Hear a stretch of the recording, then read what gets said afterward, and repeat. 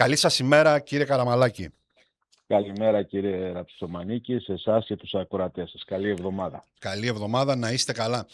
Κύριε Καραμαλάκη, καταρχάς θα ήθελα, είδαμε και τον απολογισμό του Δημάρχου, παρακολουθήσαμε και τη δική σας τοποθέτηση που βάλατε στο επίκεντρο της κριτικής σας τα ζητήματα που έχουν να κάνουν με την καθημερινότητα των δημοτών, όπως την καθαριότητα, το κυκλοφοριακό, την έλλειψη χώρων στάθμευσης κλπ.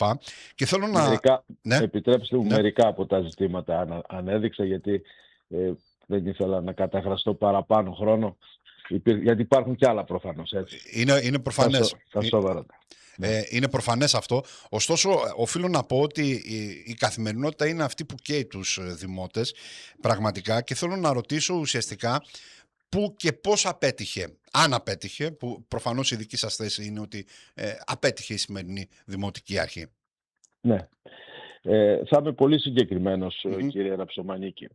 Καταρχήν, πράγματι, όπως αναφέρατε και εσείς, την προηγούμενη Παρασκευή είχαμε την ειδική συνεδρίαση του Δημοτικού Συμβουλίου για τον απολογισμό του δημοτικού έργου στην θητεία της μέχρι τώρα.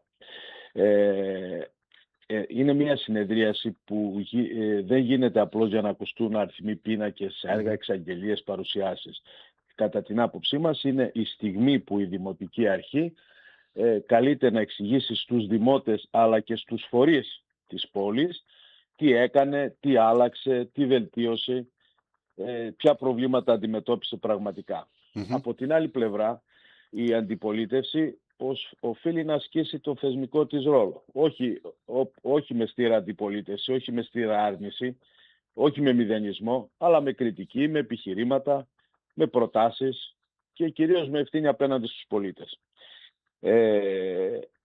Η άποψή μας είναι ότι ο απολογισμός, άλλο ο απολογισμός στα χαρτιά και άλλο η πραγματικότητα της πόλης. Μάλιστα. Διότι ο δημότης δεν αξιολογεί μια δημοτική αρχή μόνο από τις παρουσιάσεις. Δεν την αξιολογεί μόνο από τις εκθέσεις, τα δελτία τύπου ή τις εξαγγελίες. Την αξιολογεί από την καθημερινότητά του. Αυτή είναι η θέση μας. Από το αν η γειτονιά του είναι καθαρή, αν έχει νερό στο σπίτι του, αν ο δρόμος που περνά καθημερινά είναι ασφαλής, αν λειτουργεί ο φωτισμός, αν μπορεί να βρει και πόσο εύκολα μια θέση στάθμευσης, αν οι υπηρεσίες του Δήμου ανταποκρίνονται γρήγορα, αν τα σχολεία, πλατείες, πάρκα, υποδομές, οι γειτονιές της πόλης έχουν βελτιωθεί πραγματικά. Και εδώ είναι το κρίσιμο ερώτημα. Τι άλλαξε ουσιαστικά στην καθημερινότητα του Δημότη αυτά τα 2,5 χρόνια? Κανείς μας, και για να μην μηδενίζουμε όπως προανέφερα, κανείς δεν αρνείται ότι υπήρχαν προβλήματα. Κανείς δεν λέει ότι όλα ξεκίνησαν πριν 2,5 χρόνια. Σωστό. Όμως, στα 2,5 αυτά χρόνια, η συνεχής επίκληση των προβλημάτων του παρελθόντος δεν μπορεί να αποτελεί πλέον μόνιμη δικαιολογία. Ο πολίτης δεν τον ενδιαφέρει και δεν ρωτάει τι παρέλαβε μια δημοτική αρχή. Ρωτά τι άλλαξε. Ρωτά και βλέπει τι διορθώθηκε. Ρωτά τι λειτουργεί καλύτερα σήμερα από χθες.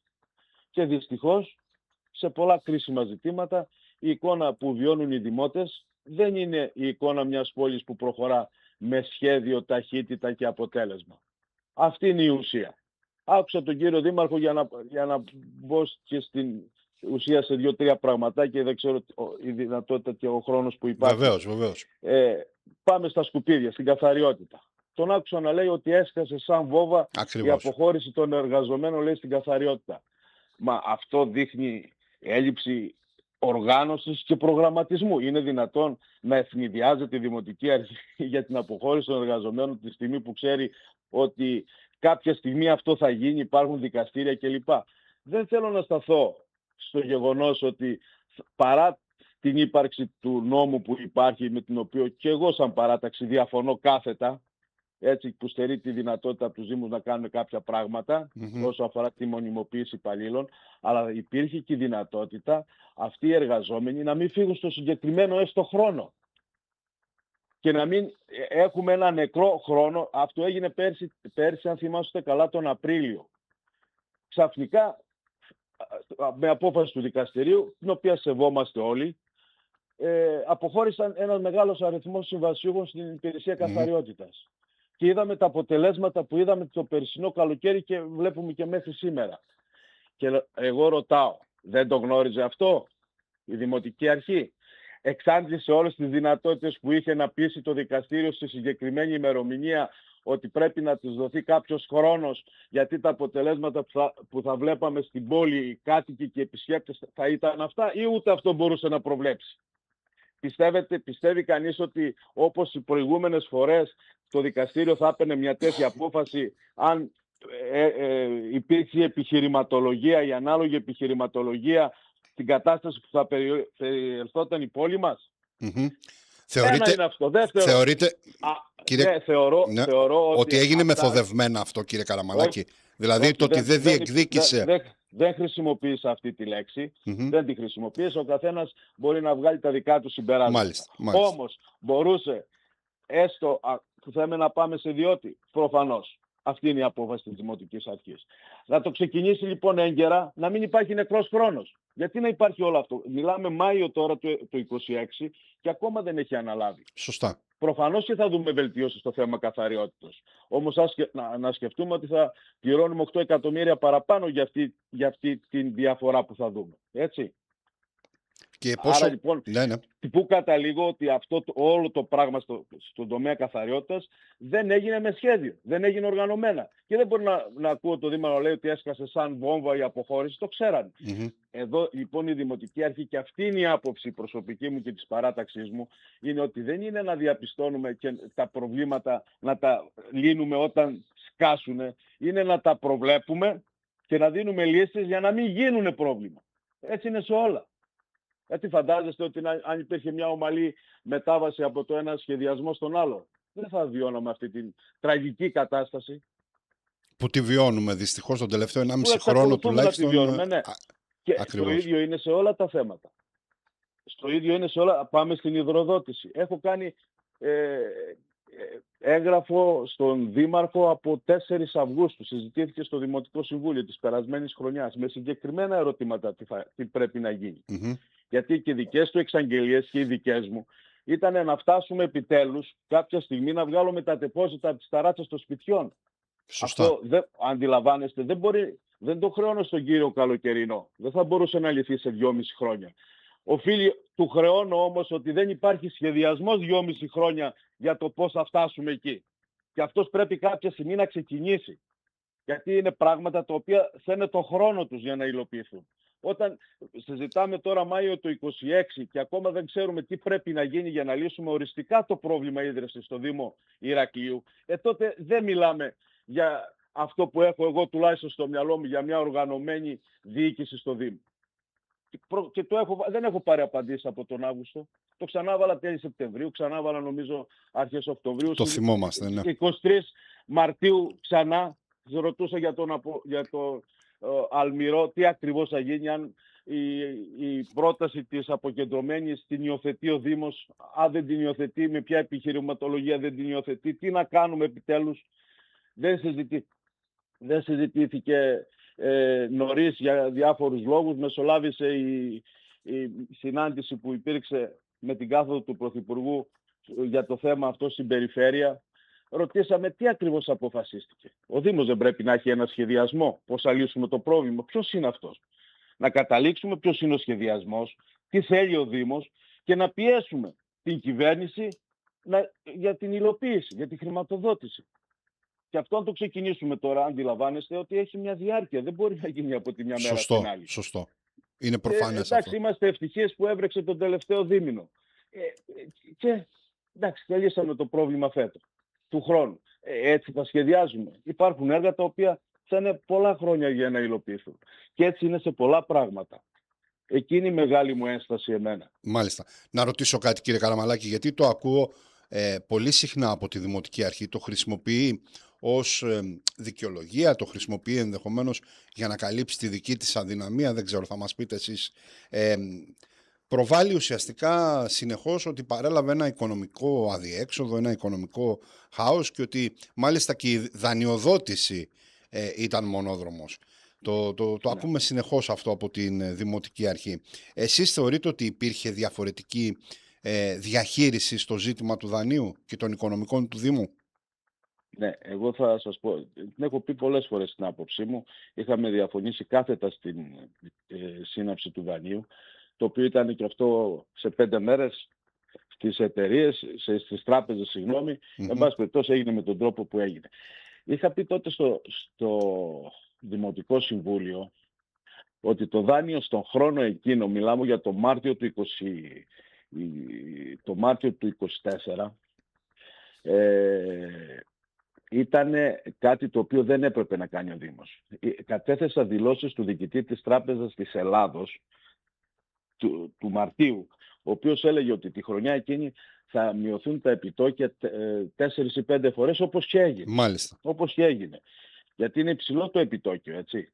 5, τόσο τα 100 για τα πρώτα 10 χρόνια και δεν ξέρω 8 πόσο είναι για τα επόμενα. Εν πάση περιπτώσει, εγώ καταλήγω στο εξής, ότι η πρότασή μου ήταν τότε ότι μεγάλο μέρος του δανείου θα είναι για την χρηματοδότηση ασφαλτοστρώσεων και τσιμεντοστρώσεων.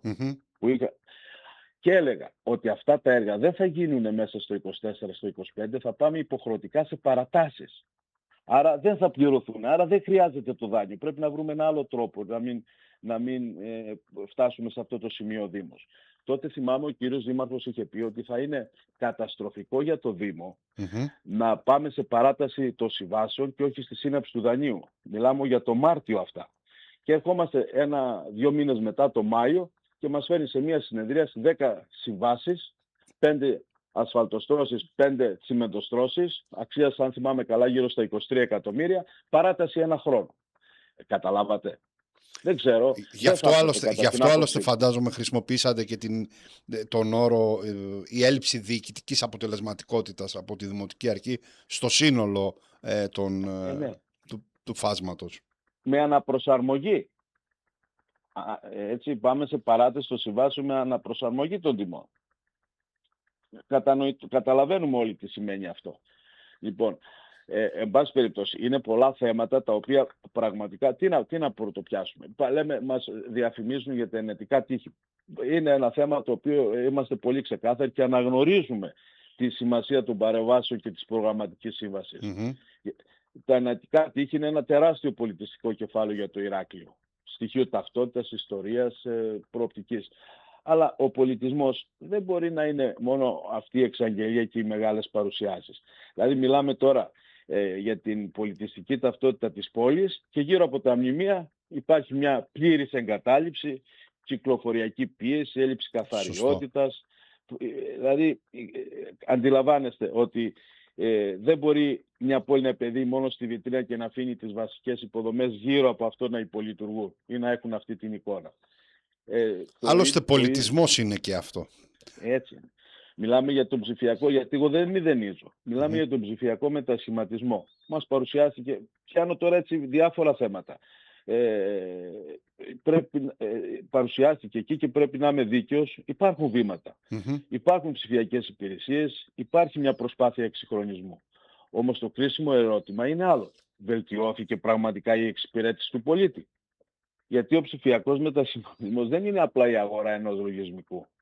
Δεν είναι να παρουσιάσουμε ένα αριθμό ηλεκτρονικών υπηρεσιών μόνο. Προφανώς η εφαρμογή του και το πόσο βελτιώνει τις υπηρεσίες. Μπορεί ο Δημότης να εξυπηρετείται γρηγορότερα, απλά και αποτελεσματικά. Χρειάζονται λοιπόν μετρήσιμοι δείχτες. Δηλαδή, τι εννοώ? Πόσο χρόνο χρειάζεται ένα αίτημα για να απαντηθεί? Πόσο χρόνο χρειάζεται για να ολοκληρωθεί? Πόσα αιτήματα διεκπεραιώνονται ηλεκτρονικά από την αρχή μέχρι το τέλος? Πόσο ικανοποιημένοι οι πολίτες από τις υπηρεσίες που έλαβαν? Γιατί εκείνο είναι το ζητούμενο. Μάλιστα. Ναι, ολοκληρώστε τη σκέψη σας. Ναι. Είναι πάρα πολλά θέματα. Οι δρόμοι, ο φωτισμός, βλέπετε η κατάσταση είναι τραγική. Και εδώ είδαμε ας πούμε ένα απολογισμό και στην ουσία μιλάμε το τι θα κάνουμε τα επόμενα χρόνια. Μα η κατάσταση είναι αυτή, μιλάμε για τα 2,5 χρόνια. Αυτό είναι ο προορισμός. Τι έχει γίνει μέχρι σήμερα? Και απάντηση δυστυχώς είναι αποστομωτική από το σύνολο των φορέων και των κατοίκων της πόλης. Τουλάχιστον εγώ αυτό εισπράττω και νομίζω όλοι μας εισπράττουμε μια ανάλογη εικόνα. Μάλιστα. Ε, Θέλω εμείς, να... λοιπόν, Ναι, ναι, ναι. πέστε μου, σας ακούω, κύριε.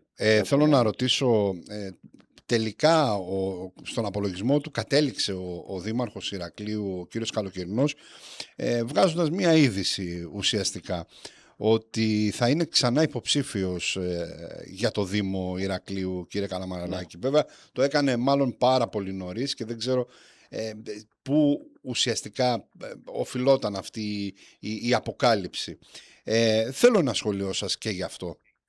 Εντάξει, δεν θα ήθελα να μπω σε αυτή τη διαδικασία. Είναι ασφαλώς δικαίωμα του Δημάρχου και του οποιοδήποτε να διεκδικήσει ο Δήμαρχος εκ νέου τη Δημαρχία και οποιοδήποτε άλλος να είναι υποψήφιος. Εμείς θα είμαστε εδώ, θα παρακολουθούμε τα προβλήματα του τόπου και μακάρι τα επόμενα 2,5 χρόνια να είναι πολύ καλύτερα.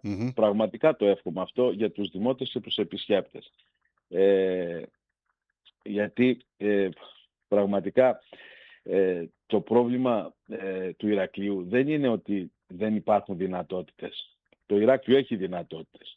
Έχει ανθρώπινο δυναμικό, έχει ιστορία, έχει πολιτισμό, έχει προοπτική. Έχει δυνατότητα να διεκδικήσει πόρους, έργα και παρεμβάσεις. Το πρόβλημα κατά την άποψή μας ότι λείπει η διοικητική αποτελεσματικότητα. Μάλιστα. Που θα μετατρέψει αυτές τις δυνατότητες σε αποτέλεσμα. Λείπει η ταχύτητα, ο συντονισμός, η αίσθηση του επίγοντος και αυτό είναι το μεγάλο ζήτημα. Η Δημοτική Αρχή δεν πρέπει να παρουσιάζει συνεχώς μια εικόνα βελτίωσης στα χαρτιά. Χρειάζεται να παράγει αποτέλεσμα στην πράξη, στο δρόμο, στις γειτονιές. Η πόλη χρειάζεται διοίκηση με αποτέλεσμα. Γιατί θα ήθελα έτσι να τονίσω ότι η κριτική που ασκούμε, εμείς δεν θέλουμε να μηδενίσουμε τα πάντα. Δεν γίνεται να πούμε ότι δεν έγινε τίποτα. Ούτε για λόγους εντυπωσιασμούς θα το πω αυτό. Εμείς αγαπάμε την πόλη, όλοι την αγαπάμε την πόλη.